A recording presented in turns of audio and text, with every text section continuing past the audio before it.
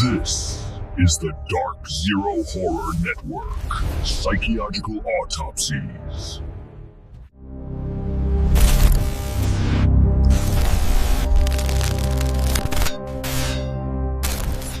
Welcome back to the deep dive. Before we jump in today, we have to give a massive shout out to all of our followers over at the Dark Zero Horror Network. Absolutely. Thank you so much for tuning in for this analysis. And if you're listening right now, please, it really helps us keep digging. Take a second, hit that like and subscribe button, and join us on the journey. So today we are opening up a set of sources on a film that was, truly ahead of its time. We're doing a deep dive into the 2009 horror comedy Jennifer's Body. Yes. And the file we've pulled together really charts its evolution from, total box office disaster to a legitimate, almost cherished cult classic. Okay, let's unpack that, because you have this really extraordinary situation. A film written by Oscar winner Diablo Cody. Yeah, right after Juno. Directed by Karen Kusama, starring Megan Fox and Amanda Seyfried, and it just completely belly flopped. So our mission today is to figure out this great resurrection. Why did this oddball teen horror comedy fail so spectacularly back then? And why is it now valued so highly for its themes, for its plot, over a decade later? Exactly. The answer, I think, is really locked in the initial context. The film premiered at the 2009 Toronto International Film Festival, and it just suffered from this massive cultural disconnect. It really did. It came out at the tail end of an era where Hollywood treated the hot girl, and specifically Megan Fox, who was fresh off Transformers. Right, at the peak of her fame. As just pure spectacle and punchline. That's all she was supposed to be. And the distributors, they just doubled down on that. They completely misread the room, or I don't know, maybe they willfully ignored it. I think they had to have. You have a film written and directed by these outspoken feminist women, yet the entire marketing campaign was targeted at horny teenage boys. It's unbelievable. Positioning Megan Fox as this one-dimensional hot girl. The irony there is just, it's staggering. A film that is inherently about identity and power dynamics and exploitation. Was it self-exploited by its own marketing? Yes. The promotion sold this sizzle, right?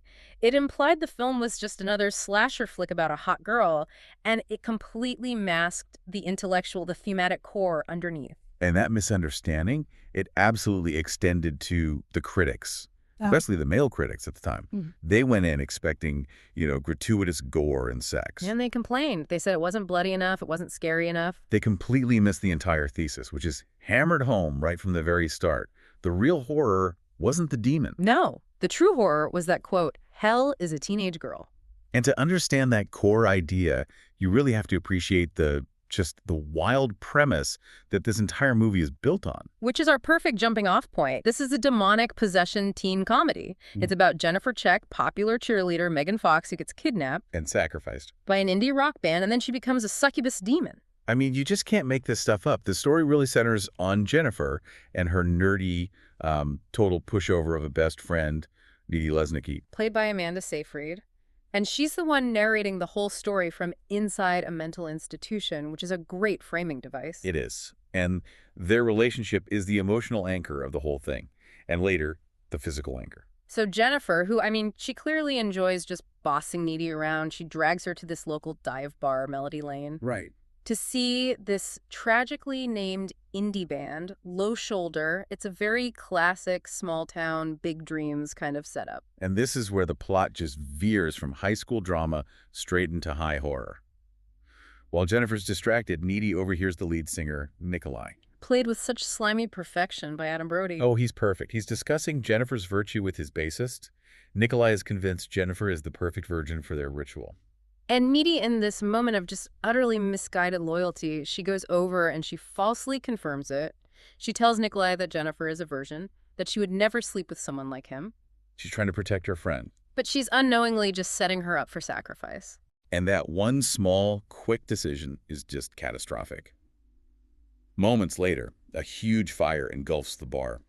Jennifer's completely shell-shocked. And Nikolai uses that chaos to lure her into the band's van and take her to Devil's Kettle for the ritual. It's here that the band, they lay out their just painfully cynical motivation. Mikla explains they're going to sacrifice a virgin to Satan for fame and fortune. They really believe this is their only hope. It's so pathetic. They're worried about being overlooked, thinking it's impossible for an indie band to succeed unless they, quote, demean themselves by getting on some stupid soundtrack.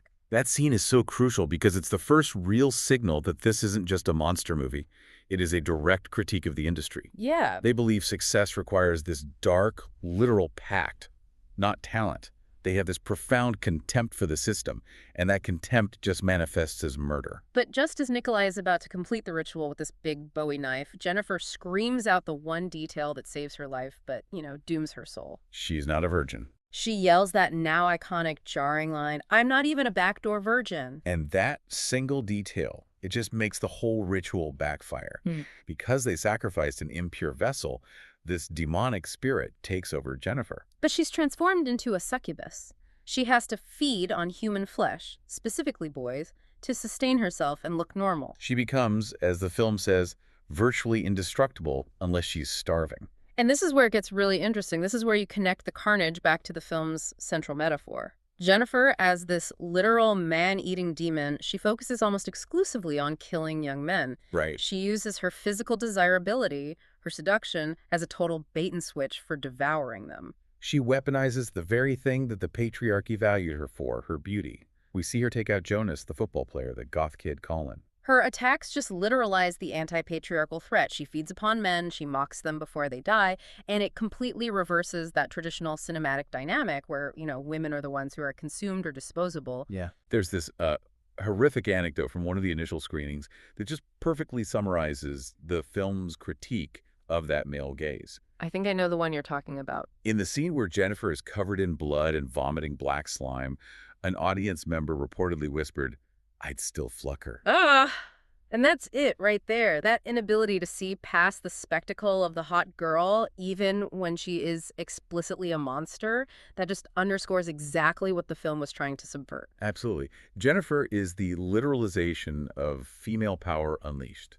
She was always aware of her beauty and its, social leverage. But now she's an unkillable, demonic, man-eating woman, and she loves it. This is exactly what we would now recognize as embracing, hashtag dark feminine energy. Years before it became a hashtag, it's about owning this terrifying, unmarketable power that exists completely outside of male validation. But look, we can't talk about the film without addressing Diablo Cody's dialogue. It was so polarizing. At the time, critics absolutely roasted her for it. Oh, they hated it. They hated it. They questioned if high school students actually speak in phrases like hello titty or call things lime green jello. It felt, affected. It did. But the modern reevaluation argues that the disgustingly smug dialogue isn't supposed to be realistic. It's pitch-perfect characterization. Right. It works when it's coming from the disgustingly smug and predatory Jennifer. Her dialogue is part of her armor. It reflects that intentional performative meanness of a powerful, mean girl. So the language that once felt like untethered now seems completely intentional. It's reflecting the bubble of their adolescent world. Exactly. And inside that bubble, you have the intense, almost claustrophobic relationship between Needy and Jennifer. It's so enshrined that a classmate even labels them lesbi-gay. Jennifer has this profound, almost toxic control over the pushover Needy. And that dynamic, which is part devotion, part resentment, that's the emotional engine of the whole film. And that dynamic is complicated even more by the controversial makeout scene. Right, which wasn't in the script. It was not in the original script. The sources confirm it was added during filming. And this scene created immediate division. Was it purely gratuitous fan service for that horny teenage boy demographic? Or was it Jennifer, intentionally honing her demon powers by seducing Needy, testing her own growing influence? That ambiguity, I think, is what keeps the conversation alive. I agree. So we circle back to that central question. How did this film shift from a commercial flop to this undeniable cult classic? And it really goes back to that initial failure of the critics and the audience in 2009. They expected a standard slasher spectacle. And they missed that the real horror was this intricate critique of adolescent female identity and power. So what saved it? The digital realm saved it. The film found its true audience years later, primarily on Tumblr, around 2011 to 2013. Oh, for sure. Stills and GIFs of Jennifer emerging from the lake, the kissing scene, the dialogue stills. They became instant viral touchstones. They romanticized and I think validated the complicated, sometimes horrific reality of teenage girlhood. The film resonated because it offered recognition. For young women, it was this profound acknowledgement of the specific, often destructive social structures that both, support and trap desirable young women. And Jennifer, by becoming a literal monster, she provided this bizarre kind of wish fulfillment. And that appreciation has only grown. It's still relevant on platforms like TikTok today. You see younger girls lip syncing to the dialogue, recognizing the power in that unapologetic meanness. It's a very clean thematic circle when you think about it. The men who desired Jennifer literally wanted to feed on her virtue for their own success. And then Jennifer literalizes that consumption. She reverses the dynamic to become the one who feeds. It just took a cultural decade for the audience to finally catch up. But the film is ultimately anchored by Needy's horrifying discovery. She realizes Jennifer is weakest when she's hungry, and she knows she has to stop her after Jennifer targets her own boyfriend, Chip. And the climax is just exceptionally personal and brutal. Jennifer does feast on Chip, but he manages to impale her with a pool mop right before he dies, weakening her just enough. Just enough for Needy to figure out what she has to do.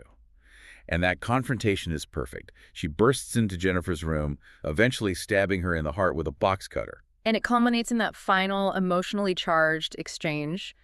Jennifer screams, "My tit!" And Needy says, "No, your heart." That moment is Needy finally breaking free. She's literally killing the heart of their relationship, which was always built on codependence and Jennifer's control. The horror isn't quite over, though, because Needy was non-fatally bitten by Jennifer earlier. So she inherited some of her demonic powers. Yeah, we see her with super strength and levitation while she's institutionalized. And the resolution of Needy's arc is, I think, the most satisfying part of the film's cult redemption. She now has this dark power. She escapes the asylum. She finds the Bowie knife from the original sacrifice. And she hitchhikes to the next Low Shoulder concert. She systematically, brutally slaughters the entire band. She gets her revenge. And the genius of the ending is what happens next.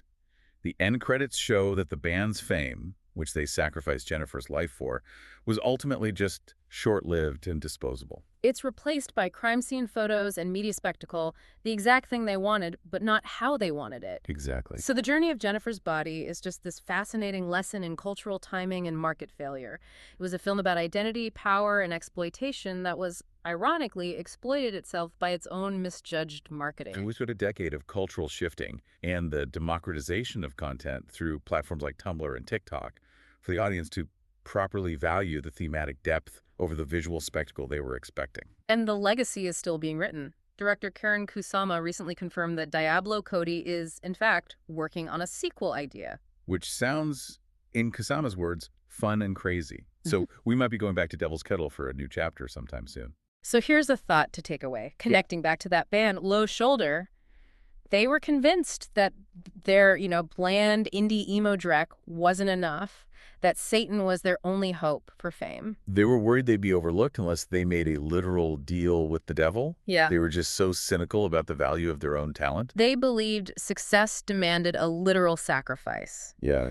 So when you look at the band's ultimate fate, short-lived fame followed by a brutal death, what does Jennifer's Body ultimately say about the price and the value of modern success when talent is secondary to sacrifice, cynicism, and marketability? It's a great question. Something to cue on the next time you hear a new indie single. Thanks for joining us for this deep dive. We'll see you next time.